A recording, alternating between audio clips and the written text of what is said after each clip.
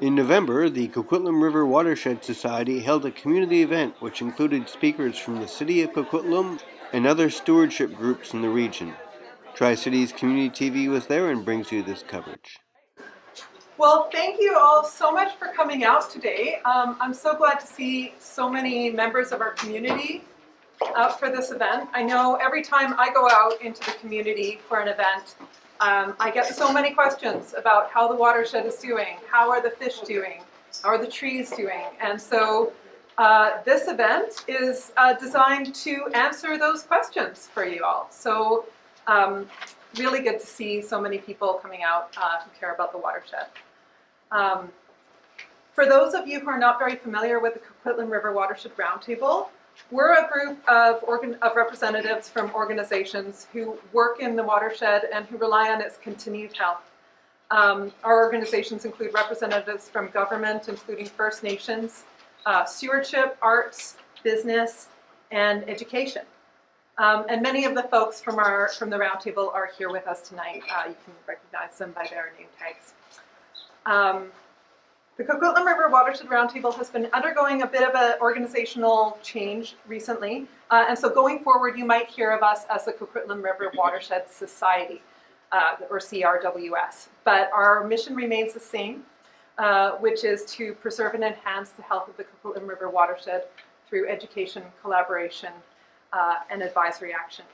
And you can learn more about our activities at our table here tonight, or by visiting our website at coquitlamriverwatershed.ca. I'd like to thank our funders and partners who have made this event possible. The Fish and Wildlife Program of BC Hydro has directly funded this event.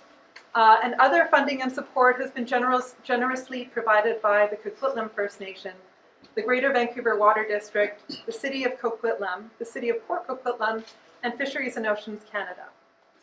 I'd also like to acknowledge those joining us with information tables tonight. So thanks to the Tri-City Green Council, Hoyscott Watershed Society, the City of Coquitlam's Climate Action Program, Fish and Wildlife Compensation Program, Watershed Watch Salmon Society, and of course the Coquitlam River Watershed Roundtable.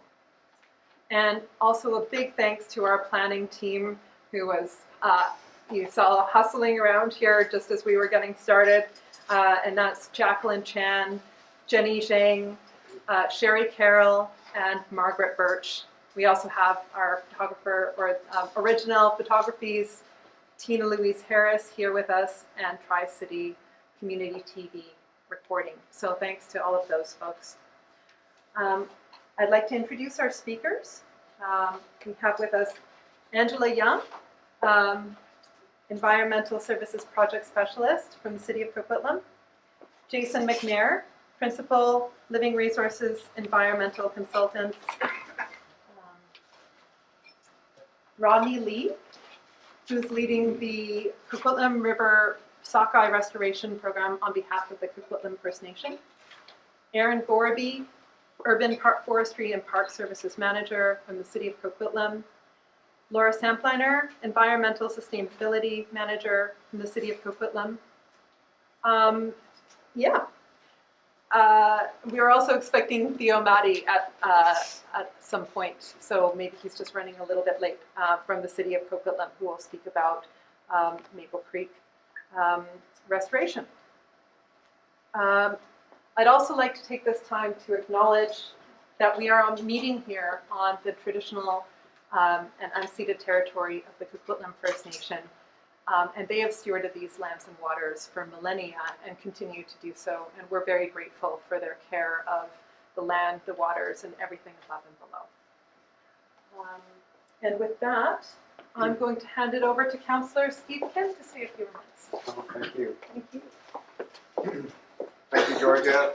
Hello, everyone. How are you? I would also like to start off by gratefully acknowledging that the City of Coquitlam operates on the unceded, traditional, and ancestral territory of the Coquitlam First Nation. I'm very proud that Coquitlam, the name Coquitlam, is derived from the Hunkaminam word Kwikwetlem, which means red fish up the river, and for us as a city to have that relationship with our First Nations is very important. And we thank them for their stewardship of the land and, of course, the watershed, which we're all here for today as well. I guess I'll start off with a question. I see a lot of familiar faces, but is anyone here for the first time? Oh, there we go. Fantastic. Well, welcome. For myself, for this term, this being my second term, I'm now the alternate, but last term I was the council representative for the roundtable, and I got to say, it was a big learning experience. Not only about learning about our watershed, but also about all the amazing people who have dedicated their lives to the stewardship of not only the river, the watershed, but the salmon, of course, the plants and the trees that also surround our watershed. And I have to say, I'm still a student. So if you are here for the first time, I would say please reach out and talk to everyone here. Everyone was an incredible and continues to be an incredible teacher for me as I continue to learn about our watershed. And that's from someone who his family moved here in 1981. So there's a lot more that we can continue to learn, and it's just so great to see all the experts here that are giving their time to convey their information about our water quality.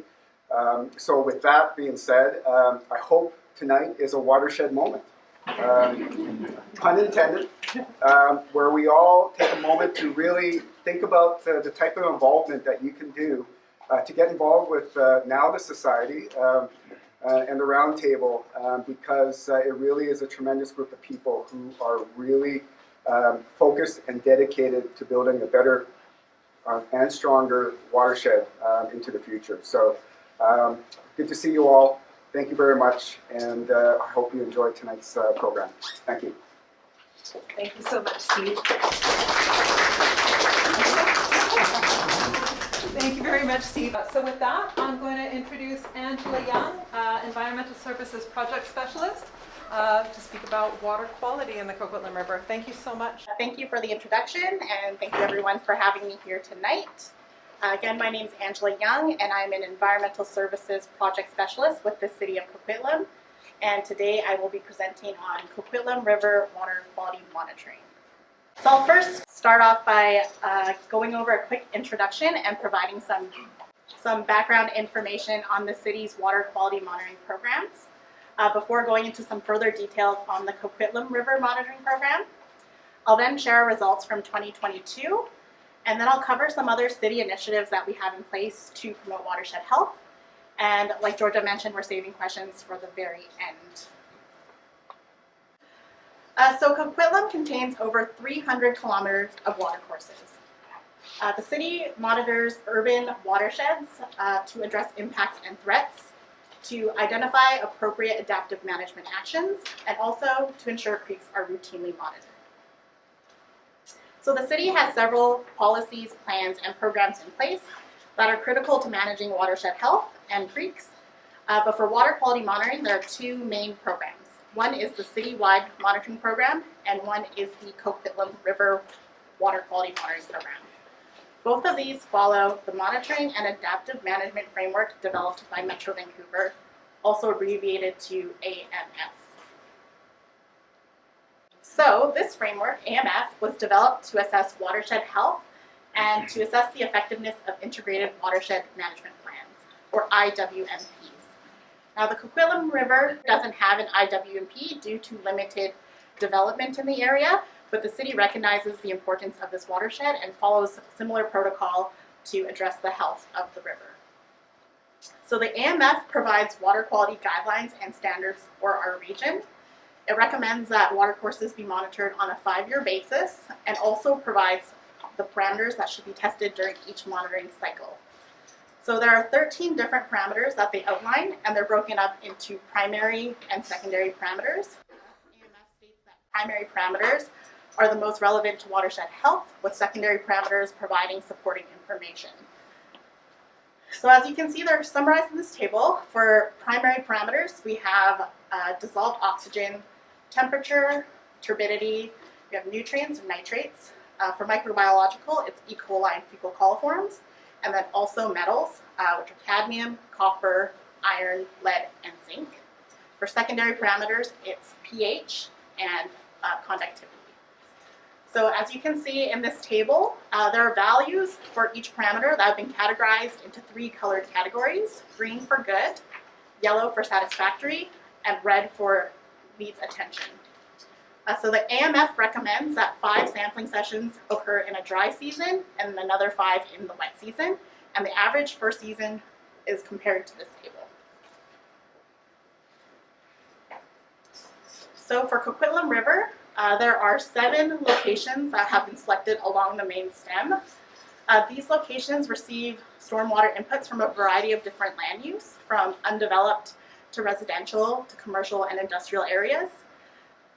They're highlighted in this map, the different locations. So following AMF protocol, we did 5 sampling days in the dry season and another 5 in the wet season in November and December. At each location, we collected grab samples that were sent off for lab analysis. So general for turbidity, pH, and I forgot to list conductivity up there, and then also nitrates, metals, and microbiological, so E. coli and fecal coliform. We also had in situ readings taken using our handheld meters. This is for dissolved oxygen and also temperature. We also have continuous turbidity monitoring at 2 locations. So all of the fieldwork was completed by city environment staff, and the data that was collected was sent off to a consultant for review. So here is a figure that kind of summarizes results over time. You can see that there's a report card given for each sampling location, and data goes back to 2012. So full AMF sampling was done annually from 2012 to 2014, and then it was done again in 2017. In 2017, based off the results, Council supported the decision to put a pause on the full AMF monitoring until remediation actions were taken in the area or until a 5-year cycle came up as per the AMF guidelines. So that brings us to 2022 when we completed the sampling. So it might be a bit difficult to see, but the categories are broken up into the primary and secondary categories per year, and the numbers in each box represent the number of parameters that fell within each category. Again, this is based off an average of 5 sampling sessions per season, and the totals include both wet and dry season. So I'll go further into our results from 2022. So here is a summary of the dry season. As you can see, we have these 7 locations with the parameters. I'm sure the first thing that sticks out is the red. So we did find that temperature was reading on the higher level in most locations, with averages above 18 degrees bringing it into the needs attention category. We also see that dissolved oxygen, or DO, was yellow across all locations. This is similar to 2017, and it's also not that surprising, as low DO is often correlated with higher temperatures. We also see that we had E. coli in the yellow category at Colony Farm, but it is just barely over. The limit from green to yellow is 77, so we're just barely into the yellow category, and this is still within the Canadian guidelines for recreational water quality. We also have 2 metals in the yellow category. So we have cadmium at Pitt's location and zinc at Colony Farm. Both of these averages were influenced by one single sampling, one sample. So the consultant, after review, said it could have been from a point source, but it also could have been from sampling or analytical error. And in general, cadmium and zinc throughout all samples were pretty consistent or even improved from 2017 levels. Next, we have our wet season results. So we see a lot of green, which is great, but we also see temperature in the yellow category across all locations, this time from lower or cooler readings with averages below 7 degrees. And we also see turbidity in the yellow category for the Falaka location, where Falaka Creek meets the Coquitlam River. So this is in yellow, but it also has improved from 2017 when it was an average of 47 NTU and in the red category. This location, where Falaka Creek, has been heavily influenced by significant slope failures in the past, and we see it still subject to continuous erosion. So although it has improved, we do see higher turbidity readings, especially during rain events.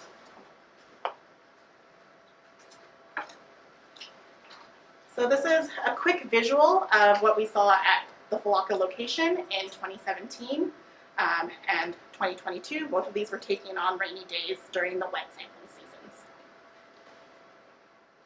And on the topic of turbidity, we do have 2 continuous turbidity monitoring probes deployed in the river.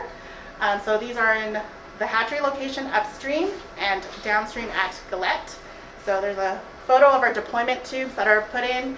And these probes measure turbidity and temperature in 15-minute intervals. So we deployed these probes during the AMF sampling period, and the data collected during that time was also shared with our consultants for further analysis. But we also still have the probes deployed in the river at the moment, and staff attend weekly to download stored data and ensure regular maintenance is occurring. So we're getting some good background information.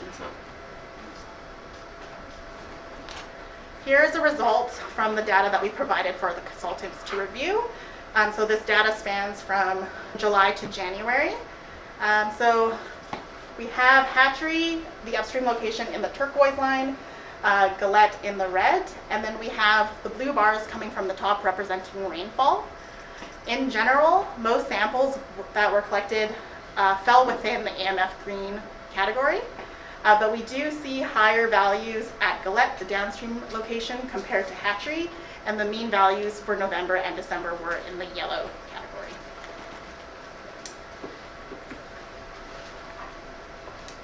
So I know I just presented a lot of data, but overall here are the highlights of our results. So 96% of total samples collected during our monitoring period met or exceeded water quality guidelines. And this surpassed the goal set out in the Environmental Sustainability Plan, which had a goal of 90%. And we also noticed significant improvement in turbidity over the years. This is a snapshot of 2017 and 2022. We can definitely see improvement in the wet season, with most sites going from the yellow category down to green, and Falaka improving from red to yellow.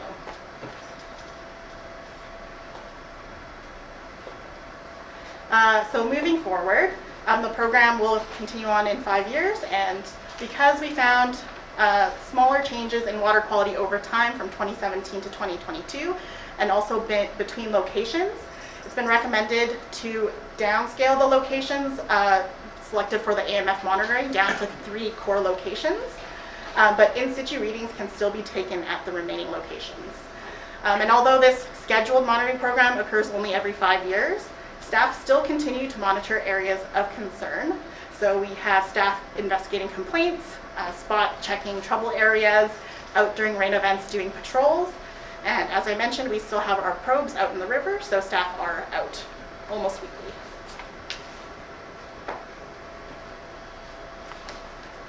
And next, I just want to highlight some other policies and programs we have in place to water quality and watershed health.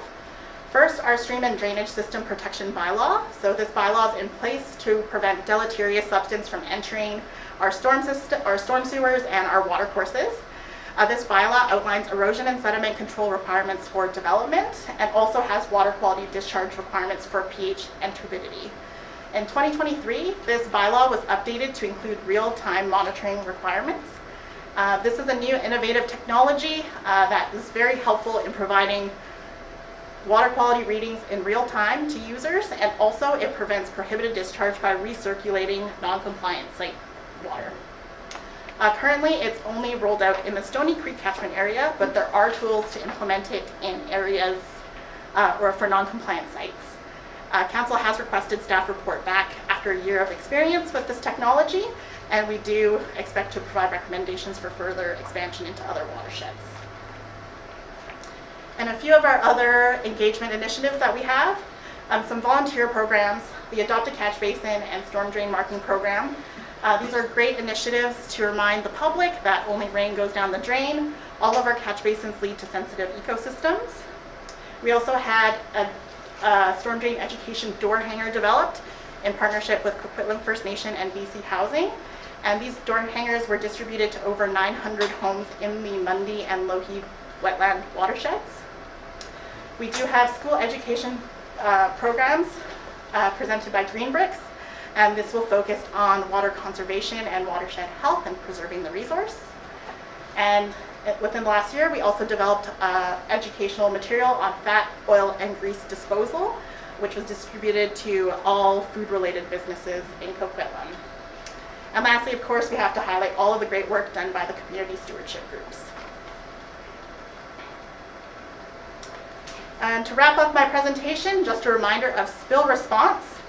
So we do a lot of proactive work in the city to take care of the watersheds, but we do want to remind the public to report any spills or pollution events that they come across as soon as possible to our 24/7 customer service line. We dispatch staff accordingly, and it makes sure that staff can attend as soon as possible to further investigate if needed. So I think that's it for me.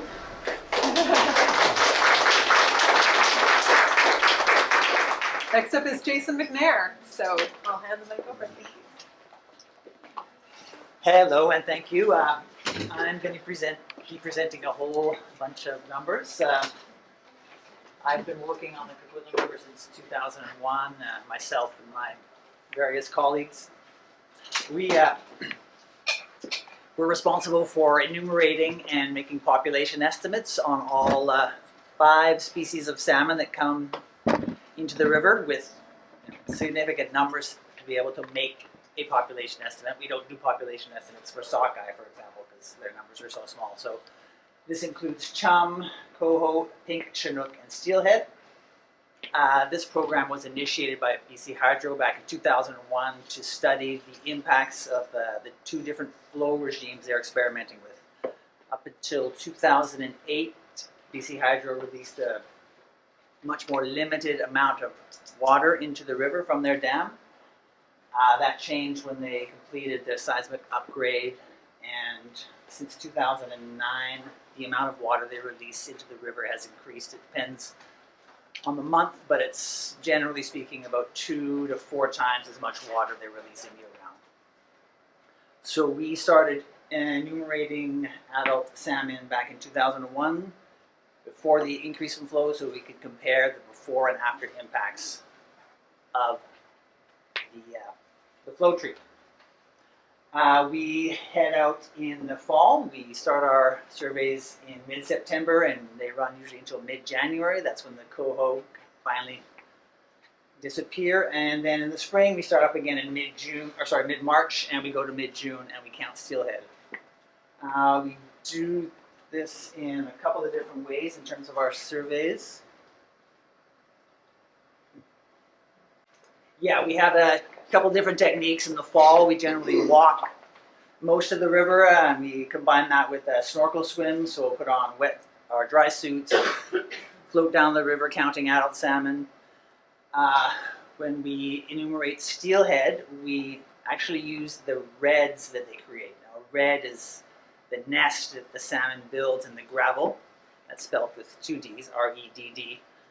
So we count those, and then we extrapolate a population estimate from that, because there's, generally speaking, a fairly consistent number of fish that create reds. The area that we cover stretches from the confluence of the Coquitlam River and Scott Creek. If you don't know where that is, that's down by Kate's Park. So we do the entire river from there all the way up to the face of the dam. We also do all the little side channel habitats, such as in the Oxbow or up by Coquitlam River Park, and we even dip into some of the small tributaries like Marquardt or Partridge or even Falaka Creek. So we cover a lot of territory, and we've been doing it for 20 years. And while we're out there, people often ask me and my crew, like, how are the fish doing? How many are coming back this year? What's it like? So you're about to find out. This next slide has a lot of numbers. Hope it doesn't look too confusing, but it's actually very straightforward. You can see on this one side here, this is the survey year. This line demarcates, this is the first treatment. So when they were releasing a smaller amount of water, and this is after the dam and the treatment 2, it's called. So all this data is during the increased flow release from BC Hydro. So this is for the fall winter spawners. So we've got chum, pink, coho, and chinook. This first column, it says it's population estimate. So that is our final estimate that we make after the whole season's gone by. We've enumerated all the fish and we do the statistical magic. It creates this number, and this is the peak count number. So the maximum amount of fish we observed in a given survey period, which is once a week we go out.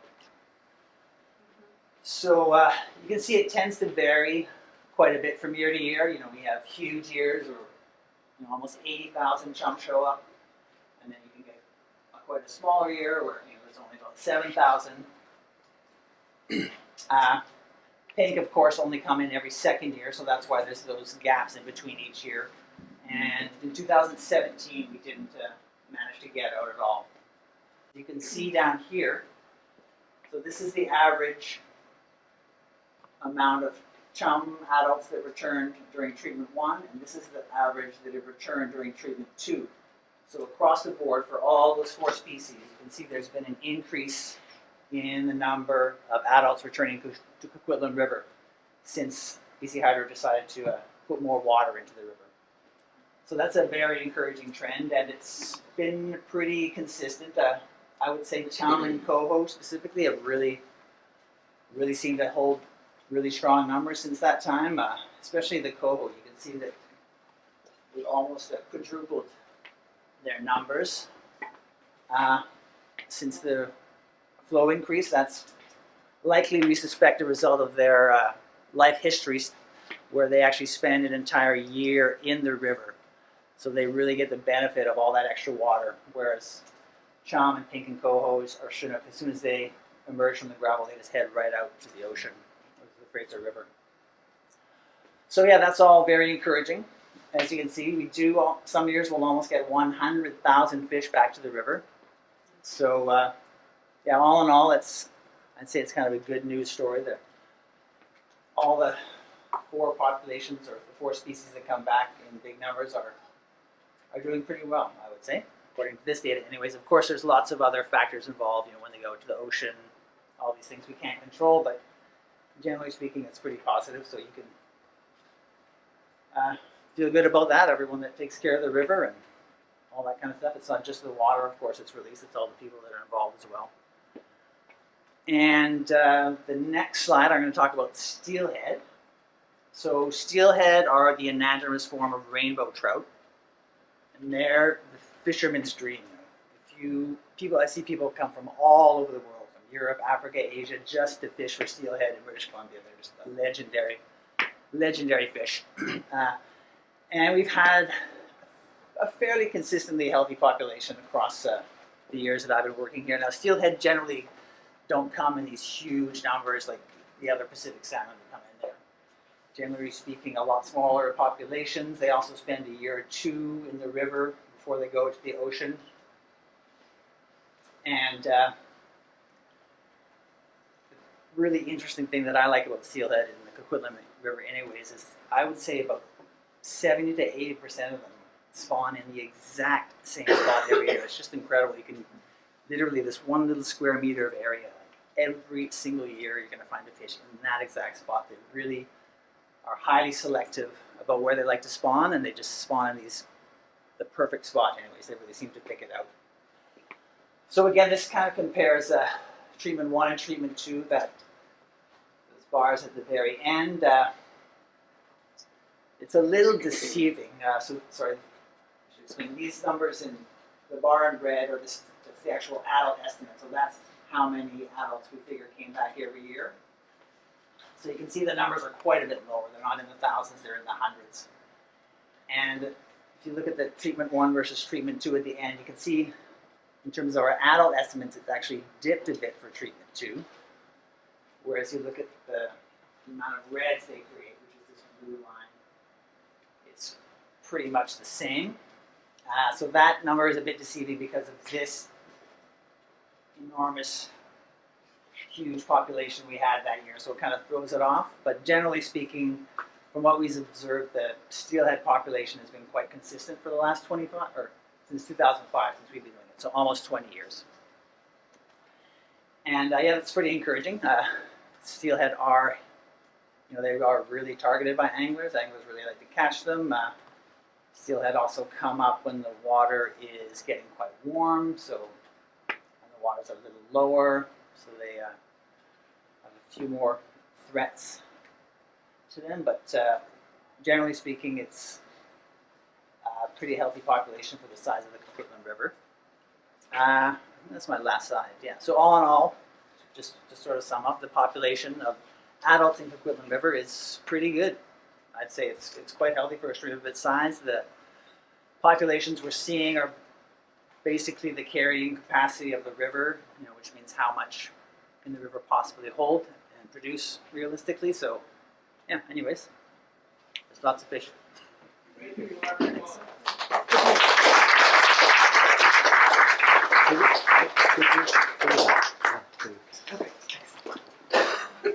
Thanks. Thanks. Good evening, everyone. My name is Rodney Lee. I'm a project coordinator with Coquitlam First Nation. I'm leading Coquitlam's efforts in sockeye restoration and starting the Coquitlam sockeye hatchery. I guess first off, I wanted to just say that when I look out amongst the room, I see the many individuals here with decades of experience with stewardship here within the Coquitlam watershed, and I want to say it's an honor to be able to be here and speak amongst all of you. So I just wanted to mention that before I start off here.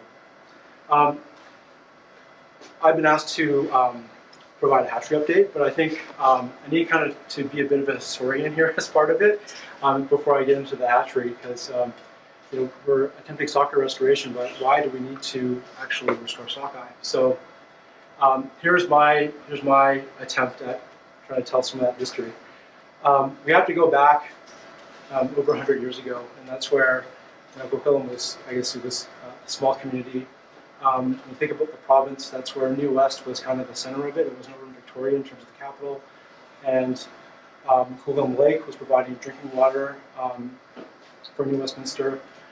Vancouver was just starting to be developed, and so that's where, in order to power streetcar development, they needed a power source. And so the engineers at the time, they came up with a plan to dam the Coquitlam Lake, create a tunnel connecting Coquitlam Lake to Bunsen Lake, and then creating the Bunsen Power Generating Station. So in terms of the Coquitlam Dam, that's the first dam for BC Hydro within the province. So with that first dam, it was a small one, only 3 meters. There was a fish ladder, and kind of served its purpose. But I think shortly after it was built, they found that there was scouring there, which kind of created some leaks in that dam. And so shortly thereafter, that's where they needed to develop plans to actually create a much more bigger, robust dam, which has led to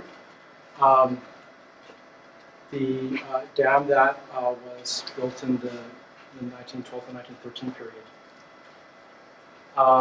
And so that dam it was built to 30 meters, kind of the current height today. But once that dam was built, there was no fish passage, right? So when you look at species like sockeye, sockeye is part of their life history.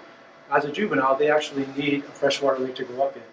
So in this case, with the dam being present, no fish ladder there, the young fish that were in the lake were stuck there. Any adults that were in the ocean, they couldn't get back up into the lake to spawn. And so effectively from there forward, the numbers started to dwindle to the point where they're not really counted so much within the watershed since then. Back in 2008, there was seismic upgrades, and so that's where the dam was upgraded for seismic standards. There was a number of enhancements done, but again, no fish ladder provisions at that point. There was work probably starting in the late 90s, early 2000s, around stewardship groups to kind of kickstart the efforts towards sockeye restoration. And so that's kind of how things, there's been a number of activities over the course of the last over 20 years towards studies and working towards restoring the stock that once used to exist. So effectively today, Coquitlam sockeye are deemed extirpated from the watershed. But we do know, as Jason's data would have shown, there are limited numbers of sockeye that do still come back. So despite the dam being present, based on its construction, there are small numbers of juveniles that have the origins of the sockeye that once existed over 100 years ago. They still live in the lake as what we would call as kokanee, but they do make it through to the river, and then a very small number do migrate, do end up coming back to the Coquitlam River to spawn. So just in summary here, when I think about the Coquitlam Dam, some of the barriers for sockeye, like the 30-meter height, no fish ladder, and then also one added bit too, and I've had to learn about dam anatomy, if you will.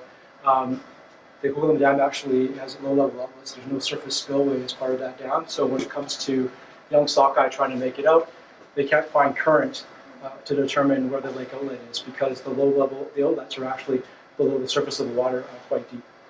And so it's some of the challenges. Now, fast forward to today, recent years. I'll actually maybe step back a sec. So there was an attempt actually to provide some hatchery enhancement to help restart the sockeye population in the time period between 2015 and 2019. That was through the work of volunteers with the Griscoe Memorial Hatchery, others with Fishes and Oceans Canada. They essentially had taken eggs from the kokanee up in the lake. They raised them at Rosewall Creek Hatchery over on Vancouver Island, released them in 2017. But when it came to 2019, and anticipating at least some fish to came back, we didn't get any back. And then that's what kind of triggered some more questions as to why is that.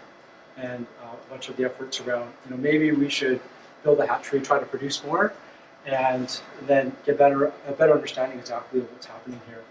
Is it the fish don't want to come back, or is it something else going on in the ocean, or what? So, which leads us to today. Our hatchery, it's actually a partnership between Coquitlam First Nation. Coquitlam First Nation is the operator of the hatchery, and I'm kind of representing them in that regard. BC Hydro is providing funding for their hatchery as well, and the build and operations of it. Metro Vancouver, we're working in the hatchery itself, and you'll see in my display, if you get a chance to stop by. The location is actually up in the protected watershed area, on the north of Pipeline Road. So they provide in-kind services to the program as well. And Fisheries and Oceans Canada, they provide technical support to the program. Okay, so why build a hatchery? Based on a life cycle model study actually that was published back in 2018 by Dr. Eduardo Martins at UNBC and Phil Hilgert from R2 Resource Consultants, they found that it's actually an issue with getting enough juveniles outside of the lake in order to restart the population. So that's one of the things that had triggered a bunch of analysis around different options to make changes to the dam to encourage or to be able to get more juveniles out, considering the issue with the surface flow and helping them find the outlet. Ultimately, improvements to juvenile fish passage are needed to help with that. But then for our hatchery, that's where we needed to really, it's actually, the design is created to address some of the questions that were outstanding back from that work when we released hatchery sockeye before. And that is, are the kokanee in the lake, do they still have that anadromous trait still strong enough within them so that any of those juveniles, so enough juveniles would actually make it out and want to go to the ocean. And so the anadromous trait, that's where, amongst Pacific salmon, that's their desire to actually, from fresh water where they were born, to really want to leave that freshwater environment, migrate to the ocean, and then come back to spawn in those areas that they were born in. Right? Is it actually strong enough amongst them to restart the population? And then the other aspect that we're studying there as well is the ocean survival. Right? So once they leave our environment here within the Coquitlam watershed, what's the survival rate for between the smolt stage when they leave to adults when they return? by being able to produce thousands of fish, right? And so, currently we're targeting to be able to raise 30,000 eggs. We're trying to produce 15,000 to the smolt stage, and then anything left over from that, we would release to grow naturally up in the lake after that. It's really to boost those numbers to get some better assurance of what the returns are. So in terms of the hatchery today, what I can say is, over the past year, there's been a bunch of activity, so things are definitely moving forward. BC Hydro's construction company, Industria, they actually had broken ground at the hatchery site back last March and worked through to April, but then unfortunately had to pause construction pending completion of some further design work. The hatchery construction is paused today, but I've been informed that the construction is to actually restart next week. So we're really looking forward to things getting restarted, having moved past some of the design challenges previously. I'd also been told that, you could expect to, have it handed over to you, May next year. And so, really, I'm looking forward towards that time frame of being able to start it up, test it, and get ready for egg incubation in the fall next year. In the meantime, we've had other work that's been underway. So within the last few weeks, actually, we've been out on Coquitlam Lake conducting a hydroacoustic study to assess the population of kokanee up in the lake. The last study work there hadn't been done since 2015, so it was really some question as to is the population stable or has it changed over the years? And one other thing that we're going to be doing actually next week is we're going to also go back out to Coquitlam Lake, fish some of the areas that kokanee are known to spawn in, and capture some males so that we can take milt and cryopreserve it for future use. So that was kind of trying to think ahead to the possibility of, hey, if we did get a Coquitlam female back and she doesn't have a partner, well, then what? And so this is a bit of an insurance plan there to try to ensure that do we get that valued, precious fish back that we can actually make use of her eggs to help serve the population. Just wanted to end here with just some different photos. So it was actually last week I got the opportunity to tour the construction company's yard where they're actually holding some of the equipment that I will have at my hatchery. So that you'll see a bunch of those components on the sides. That photo in the middle is actually from, for those of you that actually have been up into the watershed, if you're actually on the road, just past the watershed gate on the right-hand side, that's where the hatchery is, and you can see maybe a little bit of glare there amongst the display, but you can see where it's been turned a bit, where they've placed some footings for the hatchery, and the next step is really to get some of the supply lines, drain lines installed. Thank you.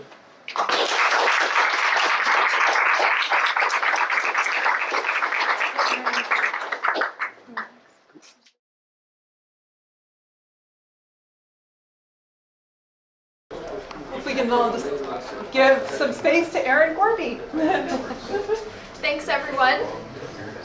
I'm Erin Gorby. I'm the Urban Forestry and Park Services Manager with the City of Coquitlam. Thanks so much to the Roundtable for inviting me here today to speak about urban forestry, which is one of my favorite subjects.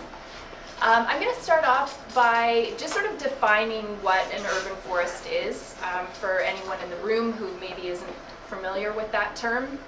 And then I'm going to move into some of the critical services and benefits that an urban forest provides to us.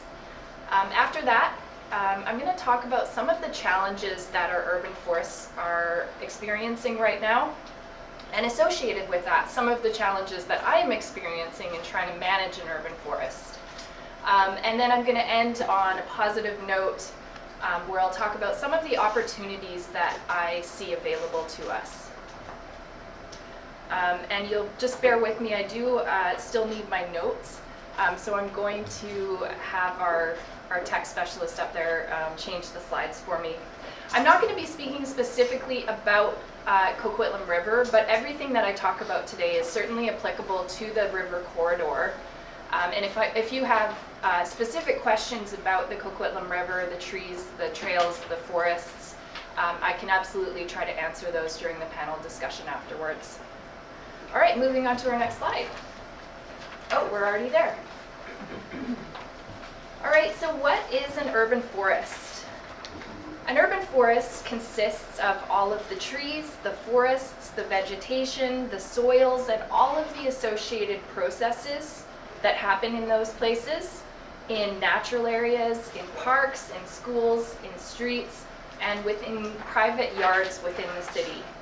This includes trees within our urban core and surrounding natural areas, including forested parks, freshwater streams, and wetlands.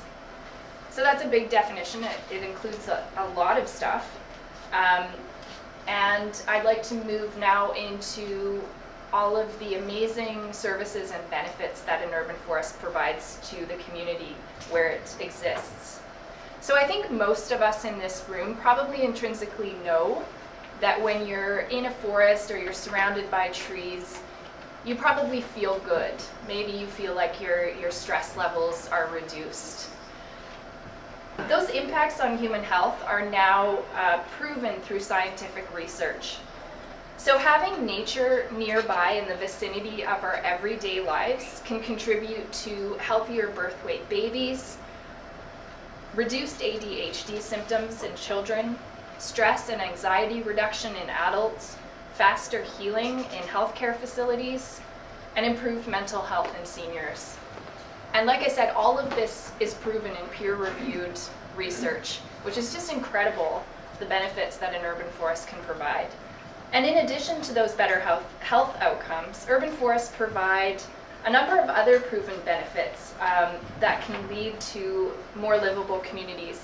And that includes things like recreational opportunities, heat reduction, stormwater management, and cleaner air. The presence of nature in our neighborhoods, including forests and trees, can even be associated with reduced personal and property crime and increased property values.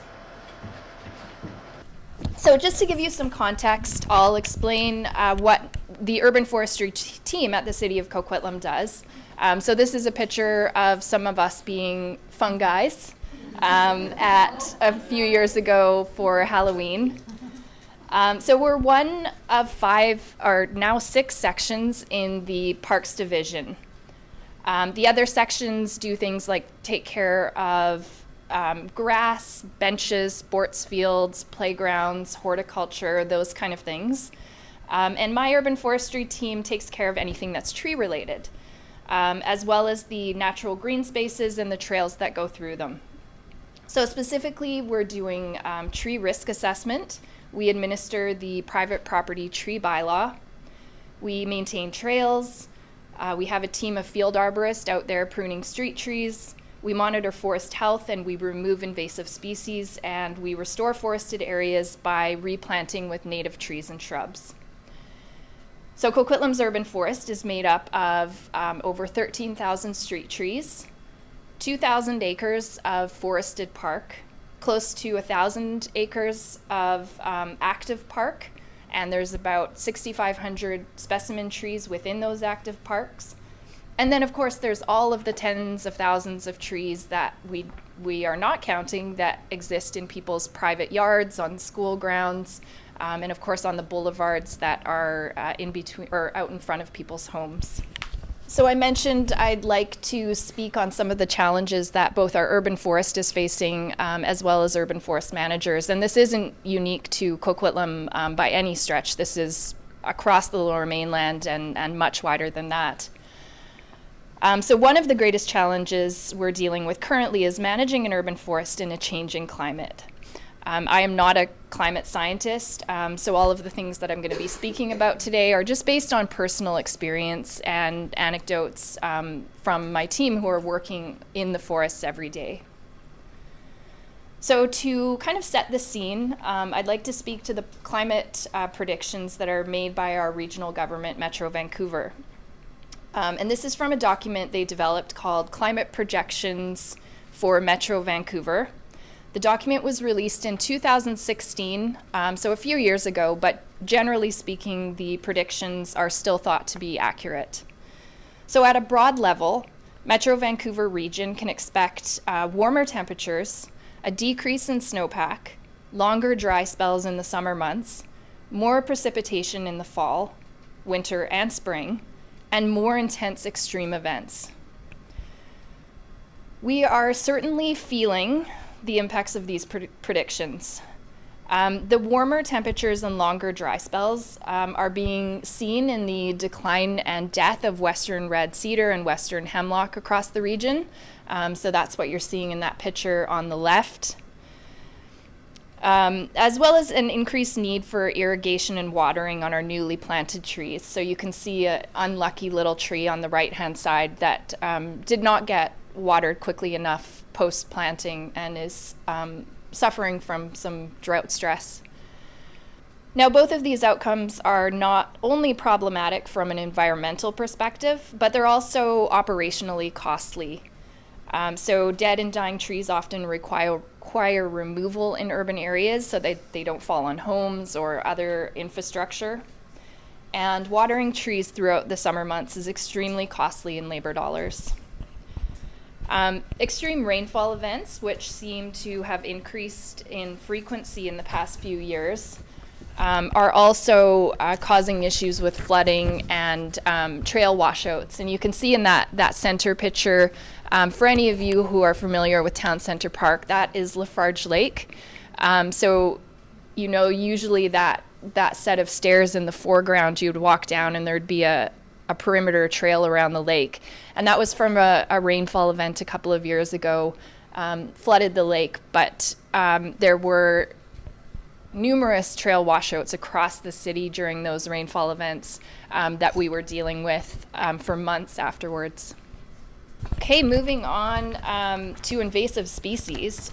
We're noticing that invasive species are starting to colonize disturbed sites so much more quickly than ever before. Our native species don't seem to really even have a chance before they're outcompeted by the invasive species. And this makes a lot of sense because the invasive species are much more resilient to drought stress than our native species are. So restoring sections of forest by removing invasive species and planting native shrubs is something that our team has always done quite successfully. And it's been a really great opportunity to connect with the public through volunteer weed pull events and planting events. But it is costly to do it properly. And restoring a disturbed site before the invasive plants get established is much easier. But we're finding that more and more these native plantings are getting overrun by invasive plants almost right away. We're also seeing really unexpected patterns of invasive spread in some case, and we're wondering whether these extreme rainfall events are actually causing spores and seeds to end up in locations where we wouldn't normally expect to see them. And I'm speaking mainly about knotweed and yellow flag iris, which are getting established in areas where we haven't seen them before. And they're both species that we would expect to see in wet areas. We're also experiencing challenges due to rapid growth in our community. Well, Coquitlam is managing its growth responsibly by developing within the urban containment boundary and concentrating density around rapid transit hubs. There are still unavoidable impacts of development on canopy cover through tree removal, and it's expected that our canopy cover has likely decreased since it was last measured in 2014. Additionally, greater population leads to increased numbers of people needing to access our parks and natural areas. So you can imagine with the increases in temperature that we talked about earlier in the summer, along with the increased duration of hot days, access to cool areas is so important. The picture on the left is Coquitlam River on a hot day. Perhaps many of you have seen it looking like that. And while access, the past few years we've actually seen significant increase in use of the river for recreation like this. And while access to these types of shady, cool locations is critical during heat waves, it can also be very impactful for forest health and to our operations. We see impacts to forest health and biodiversity from unsanctioned trails, excess litter, compacted soils, disturbances during the bird nesting season, and higher risk of wildfire due to human activity.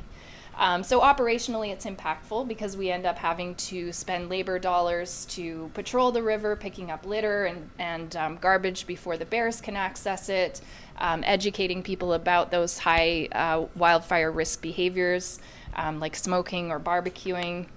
And these labor hours are also outside of our regular operational hours for the most part. They're during the evenings and on the weekends where which is when people want to access the river.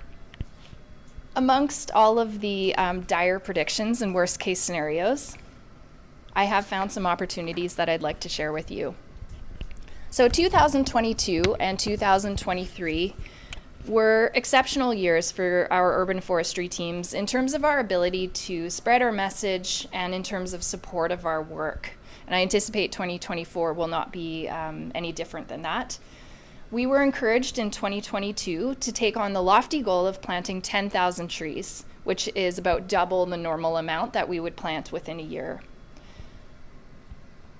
And this was part of a new urban forestry education initiative called Tree Spree. That's the logo you see up on the left-hand side. Hopefully some of you have attended a Tree Spree event.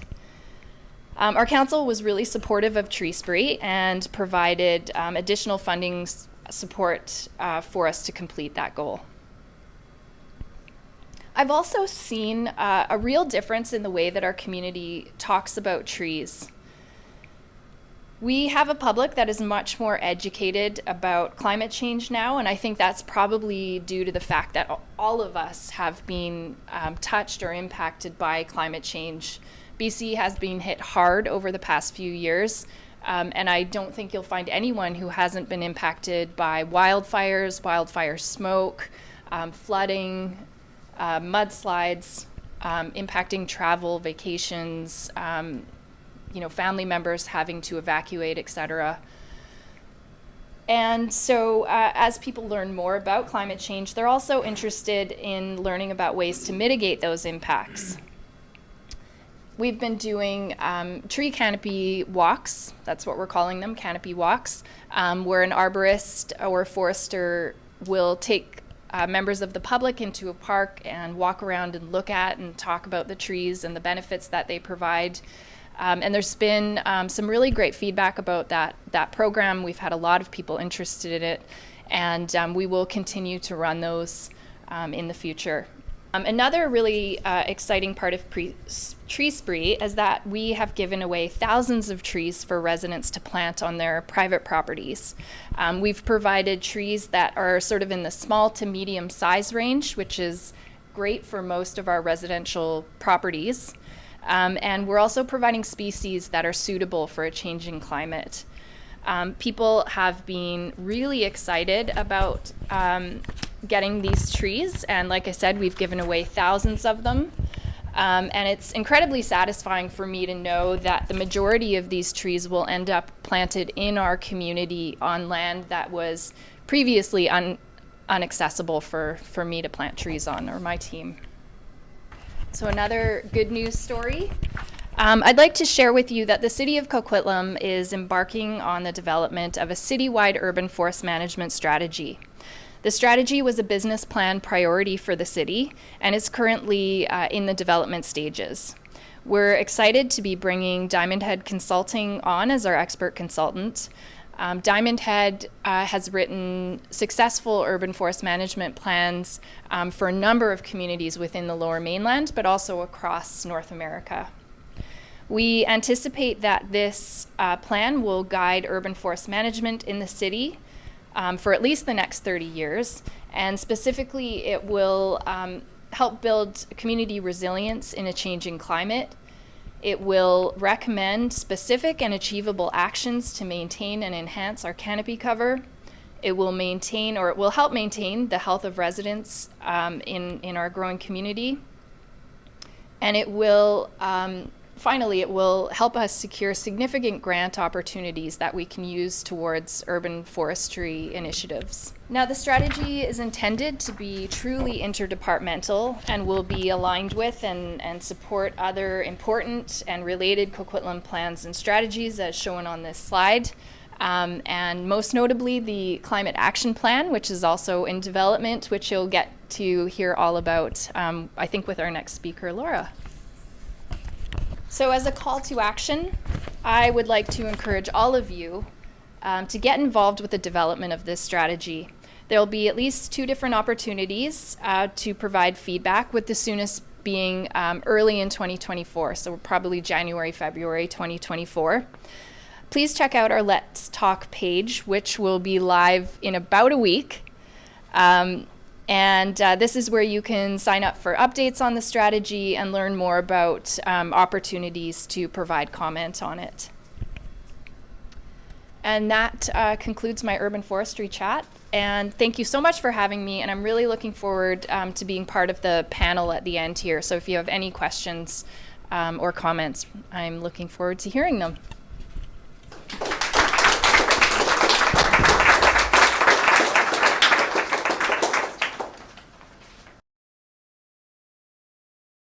Next up, we have Laura Sampliner to speak about the City of Coquitlam's Climate Action Plan.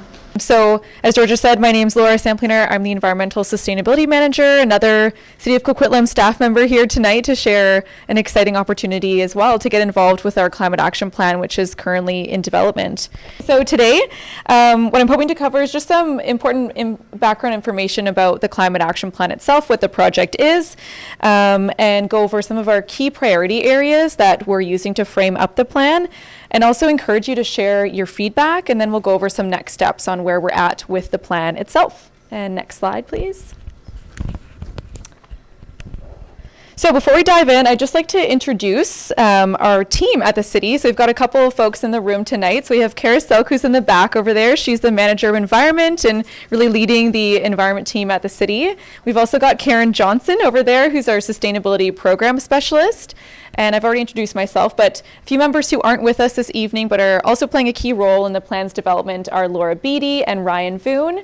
And so we've got a really great, passionate and inspiring team here at the city working on all things climate action and sustainability. So next slide.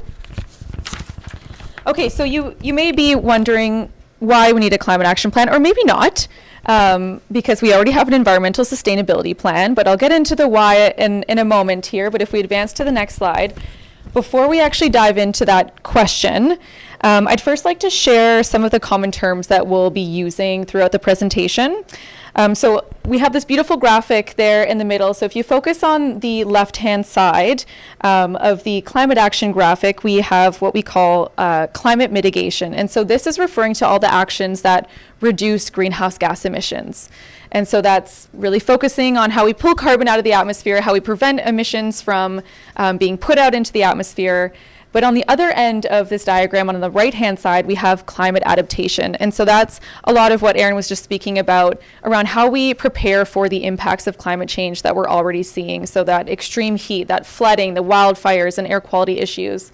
So when we look at both climate mitigation and adaptation and really talk about the marrying of these 2 climate action focused streams, we call that low carbon resilience. And this is really important as we dive into the climate action plan because it really ensures that we're harnessing the co-benefits of looking at both opportunities to reduce emissions and prepare for climate impacts at the same time. And my favorite example of this is you can have a really energy efficient home or building that's low carbon, but if you don't add cooling, then you really miss that opportunity to be prepared for those climate impacts. Or maybe it's built on a floodplain, so it's not really resilient to flooding impacts. So when we think about both of these aspects together, it really ensures that we're prepared for the impacts, but also meeting our mitigation targets as well. As Erin went over in her presentation, we're seeing all the impacts of climate change really extensively in our community, a lot sooner than we thought would happen as well. And so through our climate adaptation strategic plan, which I won't touch on too much beyond just to say that we've identified a series of climate risks, which are on the right-hand side there of the screen, just some icons to really showcase, how we're thinking about the different impacts that we are currently seeing and that we expect to see more of and in more intensity in the future. So it's a really important lens as we're going into development of the climate action plan itself. And next slide. So, back in January of 2022, we approved the Environmental Sustainability Plan, and this plan actually set the stage for adopting new science-based targets that are aligned with the Intergovernmental Panel on Climate Change and also aligned with our other surrounding jurisdictions, as well as different levels of government as well. So we've got those new targets that are, if you advance the next animation, there they are. So these are our greenhouse gas reduction targets that are we're working towards, and so that's 45% emissions reductions by 2030, and then carbon neutrality by 2050. So this is really our guiding framework for an action that's coming out of the Environmental Sustainability Plan. So if you advance, perfect, which is to develop the Climate Action Plan itself. So the ESP, or the Environmental Sustainability Plan, is really our overarching sustainability framework. And through that plan, we identified the need to develop a specific pathway to reach these targets, which is our Climate Action Plan. So moving on to the next slide. Okay, so I'm finally going to answer that question, why we need a Climate Action Plan. So, I mean, as we've talked about extensively already, we're already experiencing these climate impacts. So we need to be prepared for those, and we need to prevent those events from continuing to happen in greater frequency and intensity. And as you've already heard, we've committed to those new greenhouse gas reduction targets. So we need a pathway and a plan to help us achieve those targets, and some clear and measurable actions to really help us get there as well.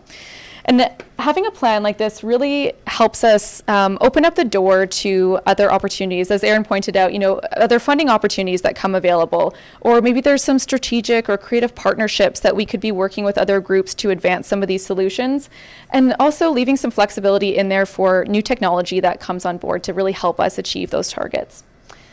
And then, as I mentioned before, we're really looking to harness those co-benefits. So when we do climate action initiatives, there's also a lot of other positive outcomes that happen. So when we start thinking about moving more towards active transportation, we're taking cars off the road potentially, and reducing the traffic impacts that we have in our community. So there's a lot of other co-benefits that we're trying to harness through this plan. And then we're also a part of a global community. So Coquitlam may not be the biggest city in the world, but given that we're moving more towards urbanization and most of the population lives in an urban environment, we really need to do our part by taking advantage of those opportunities as we grow to ensure that our community is sustainable. And so we recognize that there's a lot that needs to happen at all levels of government and across the globe to really make a difference in climate action and to reduce our targets. But this plan is really going to focus in and look at the opportunities that are within our control as a community and within us as individuals, and the choices that we make to help reduce our emissions and to help us better prepare for climate change. And next slide. Okay, so what we hope will be in the plan. So building upon the foundations that were set out in the Environmental Sustainability Plan, as I mentioned, we're hoping the Climate Action Plan will outline that detailed pathway to get us towards our targets. And we've used key priority areas to really frame up how we are going to outline some of the actions that we think are going to be in the plan. And those actions, we really need to be clear and measurable so that we have a clear way to get us to those targets. So as I also mentioned before, using that low carbon resilience lens, we're in the same vein considering how we're going to adapt to climate change, and considering that along with these opportunities to reduce emissions. And the plan, we would like to outline some of the costs and the benefits and trade-offs of some of these actions that we're taking, and also working in tandem with other city strategic planning processes that are underway, such as the Urban Forest Management Strategy and the Strategic Transportation Plan update that's also underway currently. And we'd also, hope to identify how we're going to fund this plan. These actions are great to have a list of them, but when the rubber hits the road, it's really in terms of how we get them into implementation and how we fund them. And next slide. So in terms of timing, and now that we know a bit more about what a climate action plan is and what's in it, let's talk about how it kind of all comes together in terms of timing. So we're planning to complete the climate action plan in 4 phases. And so we've completed phase 1 and 2 so far. And in phase 1, we were, reflecting on our progress and what we've done as a community so far, but also identifying some of those challenge areas or gaps and where, other communities and where we've seen successes in some areas as well to help harness that. In phase 2, we were working to complete a technical analysis, and so that included laying out some modeling of how far we could really get towards our emissions reduction targets in certain sectors. And then in phase 3, which is the one we're currently in, we're really excited to have the opportunity to talk with groups such as yourself and the public and other interested community members in helping to shape the plan and the actions that go into it. And then ideally we'll package all of that up into a draft climate action plan and present that to council. And we're hoping to get to that stage in mid-2024 to have the plan finalized. And next slide. Okay, so I've mentioned quite a number of times that the climate action plan will help us reduce our emissions. But first we need to understand where those emissions are coming from. And so we've got two kind of graphics on this screen. And I just want to point out that while some level of carbon is important for regulating the global climate, too much carbon can and is actually leading to a lot of those climate impacts that we're seeing today. So in order to take effective action, we really need to understand where our biggest sources are coming from and then target those areas. So we've broken down the carbon pollution on the screen into two categories. So the first one at the top is all of the carbon pollution that comes from our community. So what's produced within the city of Coquitlam boundaries. The graphic on the bottom is what us as the city of Coquitlam through our operations contributes to that broader community greenhouse gas emissions. So it's clear that from both city operations and for the community that transportation and buildings are the largest source of emissions. And so on the transportation side, this largely comes from the combustion of fossil fuels like diesel and gasoline. So a lot from vehicles. And on the buildings front, this is from typically the operation of buildings. So heating, cooling, hot water, and that's contributing most there. And then we also have waste that's playing a big role here too. And I just want to point out that this is really a snapshot of emissions. This is and what's kind of used in operation in our daily lives, but doesn't necessarily reflect all of the impacts that happen across the life cycle of all of these assets within these areas. So it's not reflective of, the full life cycle of a product that you buy that has come from somewhere else in the world and has traveled all the way to your door, and then how it ends up in the landfill. We're just looking at the part where it ends up in the landfill and the impact from there. And so if anyone's curious too, these numbers on the community side, this comes from our provincial community energy and emissions inventory, which is produced by the province, and that's available online, any of that data. And then our city operations side is information that we get from our utilities that we pay, from our fleet services that we purchase fuel for, and then from the waste and the lighting and all that that we manage. So next slide. Okay, and we can go one more there too. Okay, so based on our greatest sources of carbon pollution, these are the priority areas where we know we need to make the biggest changes in order to reduce our emissions and meet our targets, hopefully. So it's important to note that these priority areas are also all connected and overlap. So a change in one area affects a change potentially in another area. So they are all interrelated.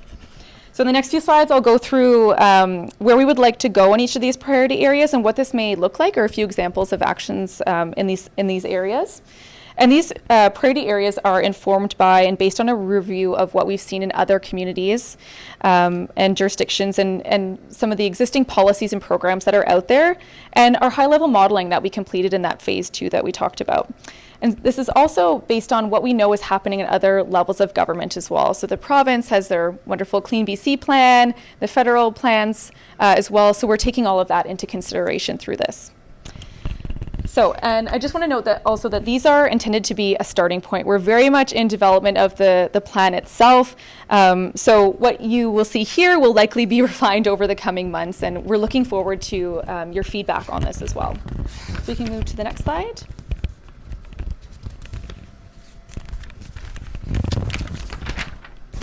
Okay, so the first priority area is how we build, and this includes all of the homes and buildings in a community. So anything from houses, townhomes, offices, apartment stores, schools, cultural buildings, and all others. And most of the carbon pollution in this area, as I noted, comes from the use of fossil fuels. So mainly this is actually natural gas fed to produce heat and hot water for all of our daily needs. So reducing carbon pollution in this area means that we're switching away from fossil fuels and towards more low carbon renewable sources such as electricity or solar, for example. So you could look at replacing your furnace or boiler with a heat pump is a great example of an action in this area. And next slide. Moving on to the how we move priority area. This includes all of the ways that we get around in our communities. So that's from walking, rolling, cycling, through to public transportation, single occupancy vehicles, buses, trucks, all of that. And so, as I mentioned too, most of the carbon pollution from this priority area comes from the combustion of fossil fuels. Again, just a different fuel type. So we're looking at diesel and gasoline mostly in this area that's causing the carbon pollution.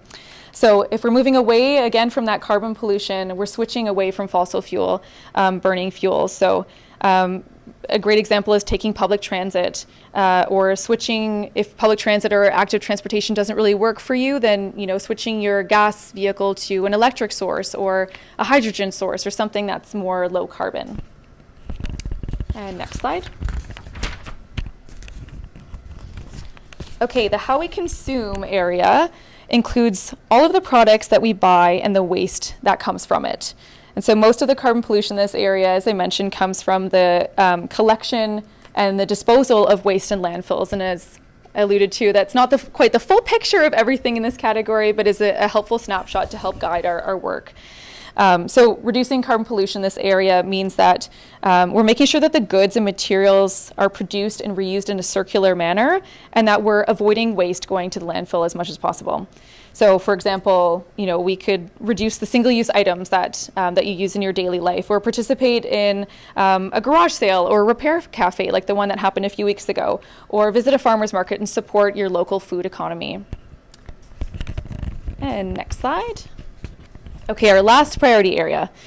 So how we steward includes the ecosystems and the green spaces within our community that I know this group values a lot. And this includes our parks, our forests, our watershed, our rivers and wetlands, and all of the urban green spaces in the community as well. And so these systems not only provide a lot of important ecosystem benefits, like cleaning our water and our air, but they're also important ways of providing storage for carbon and sequestering carbon.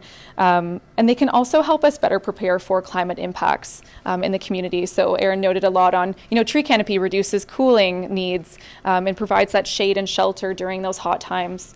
But this is also an important thing for us to consider in the broader context of climate action and our direction in that area. So it's really important for us to steward the land correctly and prioritizing conservation and restoration efforts. And that includes many of the actions that we've spoken on and heard about tonight. So you could look at joining a tree planting program, or maybe look at installing some green infrastructure like a rain garden or a green roof on your home or your business. Those are some really great examples of actions in this area. And next slide. Okay. So what's next? Thank you. So hopefully that was a bit inspiring, probably some information that you already knew, maybe some new information, but we'd love to hear from you. Your feedback is going to be really helpful to us in shaping the plan itself.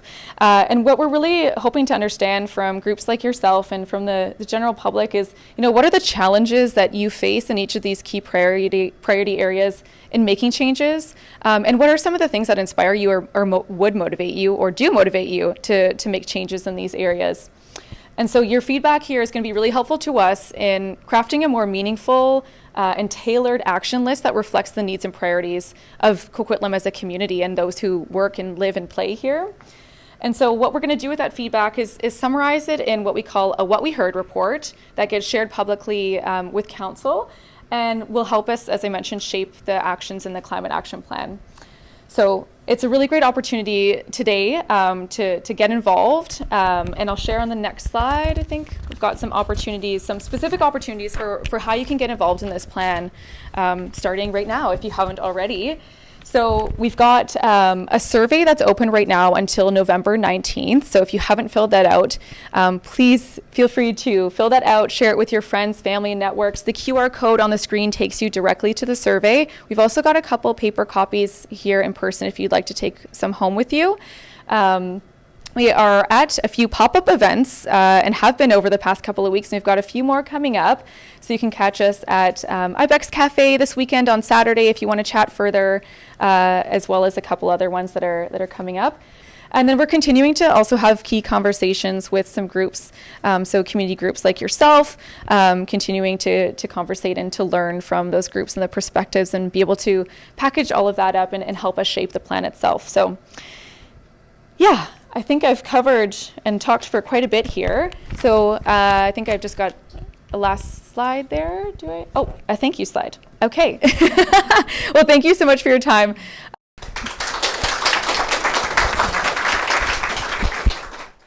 Thanks, everyone. I'm just going to call Theo Maddie to talk about the new fish-friendly pump station in Port Coquitlam.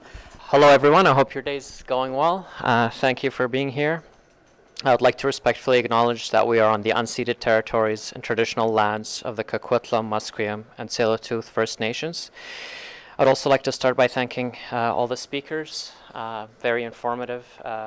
Wonderful, great information. We're all residents and locals of the communities. I've actually lived in Coquitlam, Port Moody, Port Coquitlam, Port Moody, and Coquitlam, so I'm familiar with the area. Yeah, so my name is Theo Mahdi. My primary role is infrastructure planning. I also deal with the drainage models, the sanitary model, and the water model, so I do all the hydraulic modeling for the city.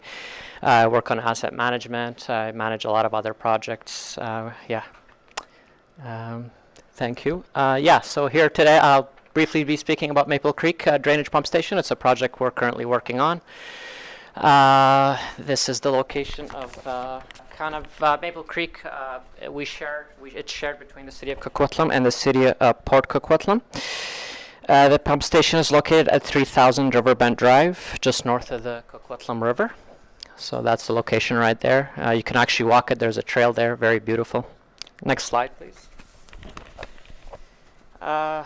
Briefly, kind of the project goals really are, we want to improve safety. So we want to improve flood protection for low-lying properties that have flooded recently and historically. We also want to replace and upgrade the aging infrastructure, the pump station, all the related infrastructure as well. There's a lack of capacity. During high flows, we struggle, and we flood at times. And obviously, we want to support the local ecosystem and habitat as well. So we want to support salmon. We want to improve juvenile salmonoid movement and survival during outmigration. We want to improve access for returning spawners, and we want to improve access and to from the rearing habitat. Next slide, please. So really the description of the project will be replacing the existing submersible pumps with permanent fish-friendly pumps. The current pumps are not fish-friendly, and we've had complaints about that. So there will be a permanent fish-friendly pump station. We will be upgrading the existing flood box, the flap gate, the trash rack, and all of this is done to improve fish passage. Other upgrades to the station will include seismic and structural. It's really old, so it was built many decades ago. So as well as upgrades to the civil, mechanical, and electrical systems. There's 3 pictures there. One is of the existing submersible pumps, the pump cages, and the discharge pipes. The second one there in the middle is the existing steel side mounted gate. And the third pic is the trash rack upstream of the flood box. Next slide, please. It's quite costly. 14 million is the current estimate. It was less, but obviously because of COVID and supply chain issues, the project cost currently is 14 million. We've applied to the Disaster Mitigation Adaptation Fund. It's a fund, a program that helps municipalities, communities get funding for projects such as this one. So hopefully we did apply. Hopefully we'll be hearing back in the next few months, and hopefully it's good news. So we need federal funding to move the project forward. We've completed the preliminary design. Currently, detailed design, will be in 2024. And obviously, as the project moves forward and we get the funding, the environmental permitting will follow, as well as the construction. Next slide, please. We're going to be showing a video that was done by Watershed Salmon Society. It's Lena Aziz and her colleagues. So I'd like to thank them for the opportunity to make this video. I'd also like to thank Mayor Brad West from the City of Port Coquitlam, Scott Wemsley, our environmental coordinator, as well as Coquitlam First Nation for contributing to the making of this video. So thank you, and here it is.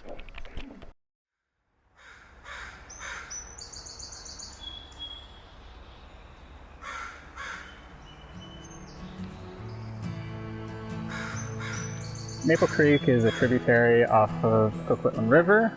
It runs south down the west side of Port Coquitlam, ducks underneath Lougheed Highway, and again underneath Kingsway, and then out through the pump station behind us here into the Coquitlam River.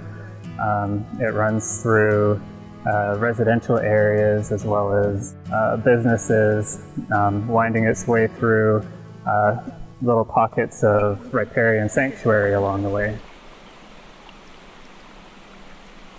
We want Maple Creek to thrive and to be something that generations of Port Coquitlam residents can continue to enjoy. Top of the list is making sure that all the infrastructure in place is fish friendly so that we can support the fish species in Maple Creek. And also we want to address concerns around flooding. That's a concern in a city that is surrounded by 3 rivers and has a number of waterways running through it.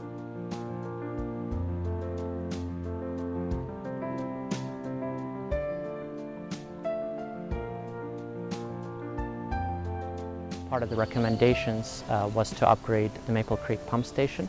It was constructed in 1990, so it's over 30 years old. It has a bunch of electrical issues, code issues, as well as access issues. And the current pump capacity is below 1.1, which is what the requirement is for at least the base flow.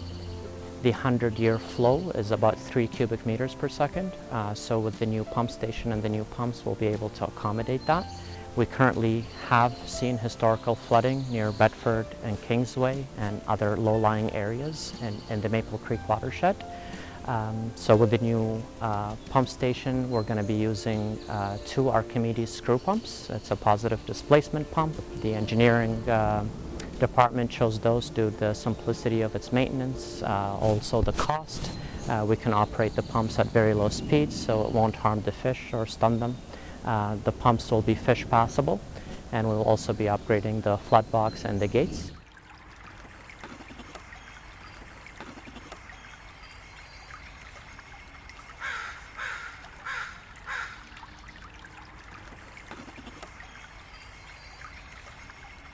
Protect it, to enhance it, to help our residents understand it, understand the responsibility that we all have to be good stewards.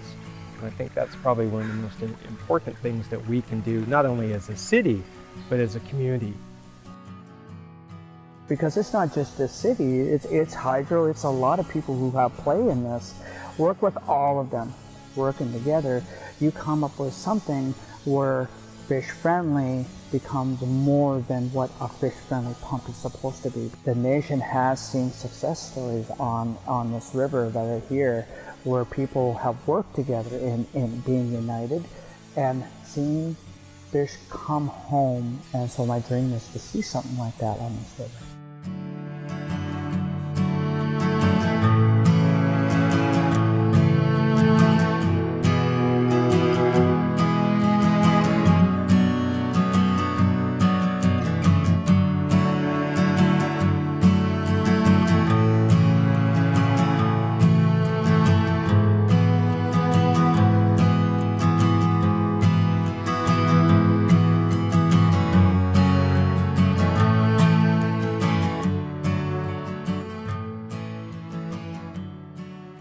Thank you, everyone. I appreciate your time very much. Thank you for listening. Obviously, giving our time and attention is one of the most precious things we can do, so thank you. I appreciate it. Thanks so much,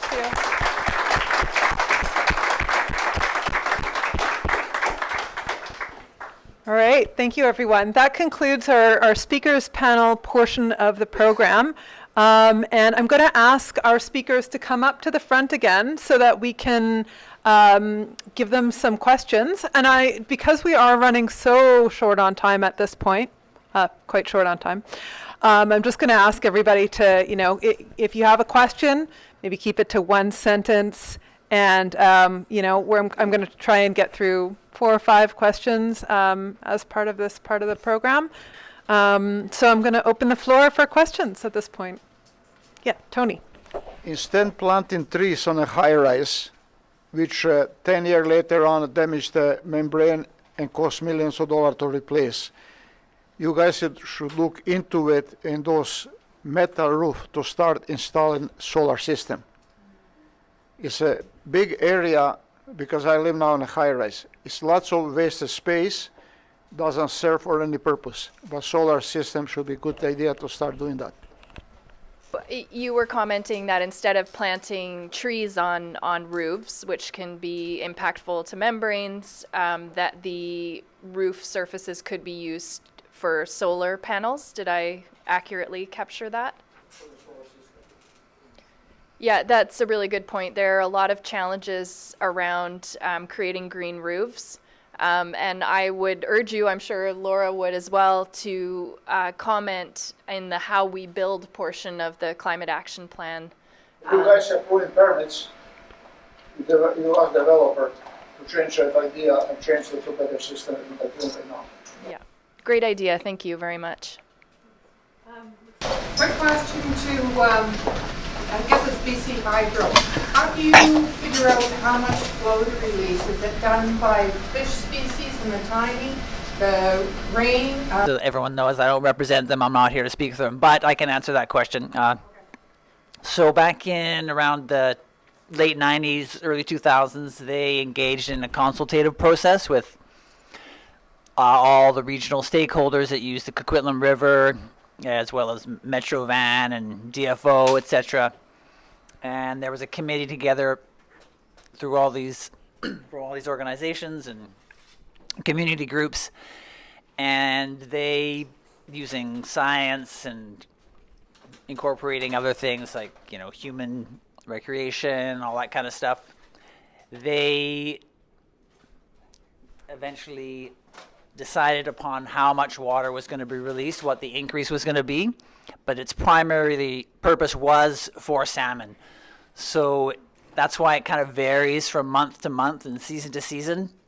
They tried to get it to target specific species, when they were spawning or when they were rearing, how much water they might need.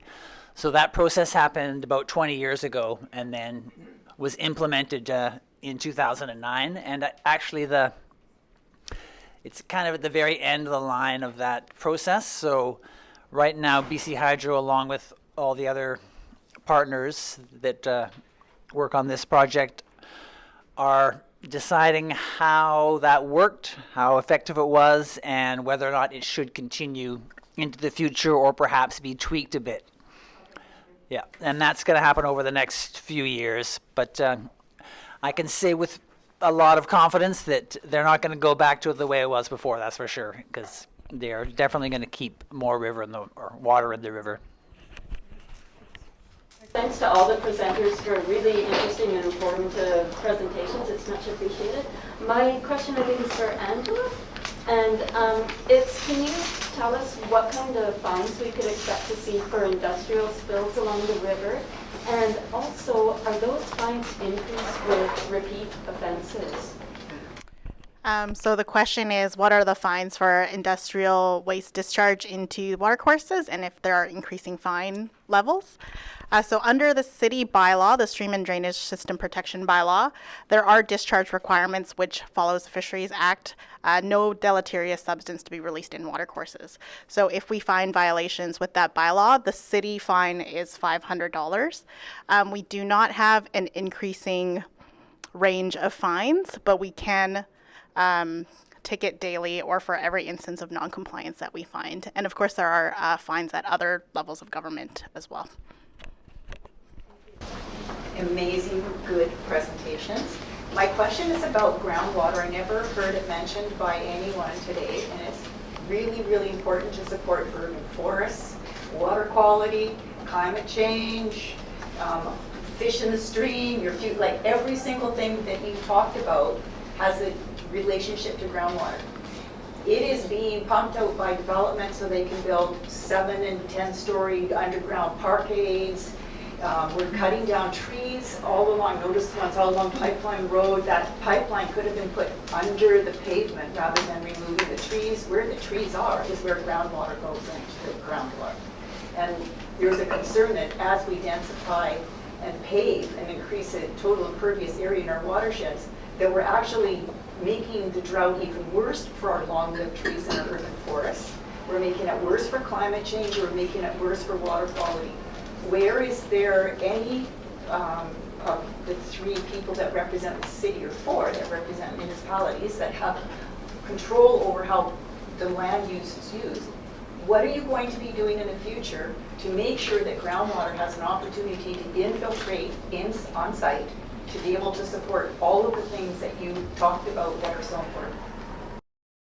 I don't work directly with that concern, but I do hear it, and I know it's common across several municipalities.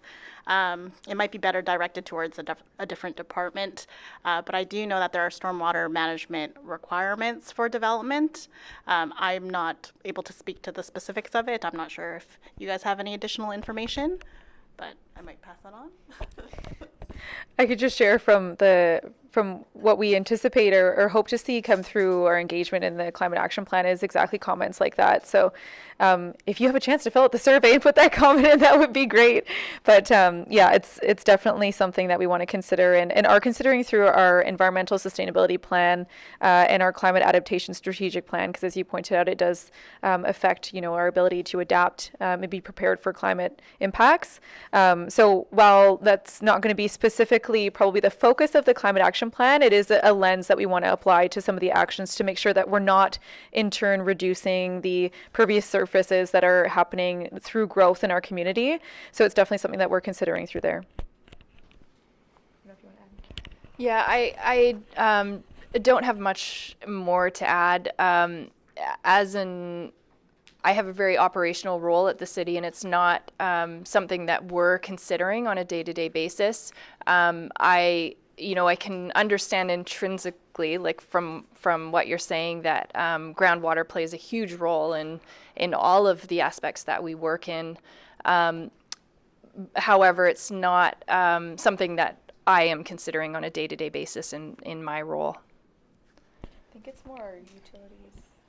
Yeah, and that's not to say, and I'm not representing the entire city when I say that. I'm just saying as me as an operational, we're thinking about water a lot in the day-to-day of planting and maintaining trees.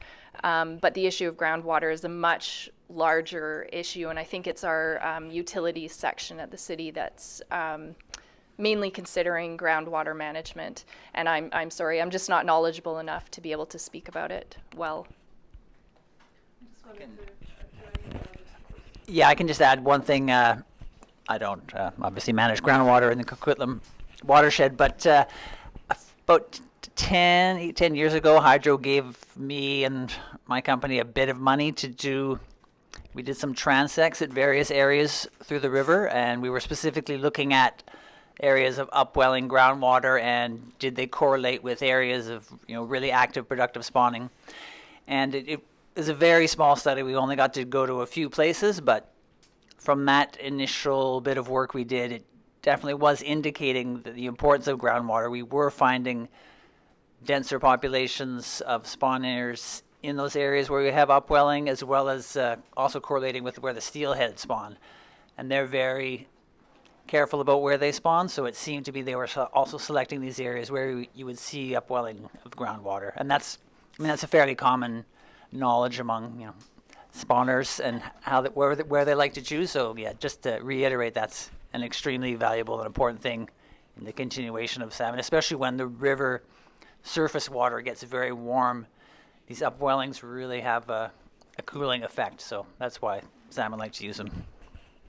I will have one more comment after I'm going. I do appreciate your station you have in the river. That's okay, I can tell. In measuring turbidity. But I believe that you guys should pay attention a little bit in Ore Creek and lots of time spent in Falaka. The gravel operation was never my friend. I'm in the river for 43 years, 36 year restoration I'm doing. The gravel mining is getting slowly better and better, but Falaka is the biggest issue in the watershed.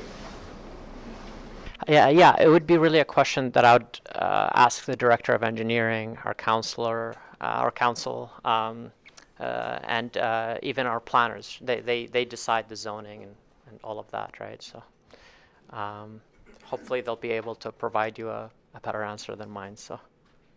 When you remove the old pump in the Maple Creek, I become supervised. It's time to remove it out. Yeah. Yes, that is a great piece of news about the removal of the old pump station and the fact that, the city is so supportive of fish-friendly infrastructure. And, great news too about, what's happening with the forest, the forest planning that's going on with climate change, the return of the fish and of course, water quality. So thank you everyone for coming out. Thank you to all of our presenters. Thank you for your continued work to care for the watershed and for all of the care that was shown in this room about the watershed. Really great to see. So yeah, thank you. Any of the presentations?